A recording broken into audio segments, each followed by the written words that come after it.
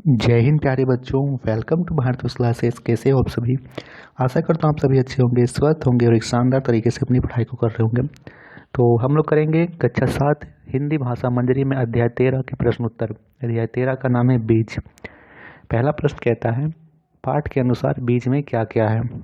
तो इसके उत्तर में लिखेंगे, एक बीज से एक पौधे का निर्माण होता है, अर्थात एक बीज में जड़, तना, पत्ते, टहनी छिपे रहते हैं और अनुकूल परिस्थितियां मिलने के कारण वही बीज एक बड़े पेड़ में बदल जाता है। ये किसका आंसर है? प्रश्न संख्या 1 का उत्तर है। प्रश्न संख्या 2 की ओर बढ़ते हैं आप लोग। दूसरा प्रश्न कहता है, हम जब कोई बीज मिट्टी में डालते हैं तो उसका क्या परिणाम होता है? तो लिखेंगे इसके उत्तर में, जब हम कोई बीज मिट्टी में डालते हैं तो उसके संघर्ष की कहानी शुरू होती है।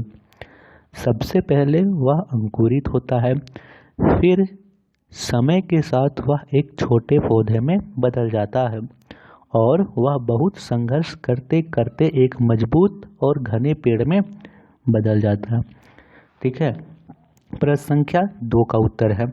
बढ़ते हैं प्रश्न संख्या 3 की ओर। तो प्रश्न संख्या 3 कहता है, कवि ने बीज के लिए उसका प्रकाश उसके भीतर क्यों कहा है? इसके उत्तर में लिखोगे, कवि ने ऐसा इसलिए कहा है क्योंकि एक बीज ही संघर्ष करके समय के साथ एक बड़े और घने पेड़ में परिणत हो जाता है। जब भी एक सूक्ष्म बीज को मिट्टी में डाला जाता है तो उसके भीतर का प्रकाश जग उठता है और यह बीज एक विशाल पेड़ में परिणत होने की प्रक्रिया को ही उसके भीतर का प्रकाश कहा गया है। ठीक है, प्रश्न संख्या 4 करता है, आशय स्पष्ट करें। बंदी उसमें जीवन अंकुर जो तोड़ निकल जग के बंधन, पाने को निज सत्व मुक्त चिर निद्रा से जग बन चेतन। तो इसका लिखेंगे कि इन पंक्तियों में कवि कहना चाहते हैं कि जब हम एक बीज को जमीन में डालते हैं तो वह अंकुरित होता है, अर्थात वह अपने बंधन को तोड़कर बाहर आ जाता है। वह अपना स्थान पाने के लिए निद्रा से जाग उठता है और एक वृक्ष बनने की ओर बढ़ने लगता है। ये लिखेंगे प्रश्न संख्या 4 का उत्तर। 5वां प्रश्न कहता है, आपके विचार से बीज एक तुच्छ चीज है अथवा नहीं? अपने उत्तर के पक्ष में तर्क दीजिए। तो इसके उत्तर में आप लोग लिखोगे, बच्चा, मेरे विचार से बीज एक तुच्छ चीज नहीं है।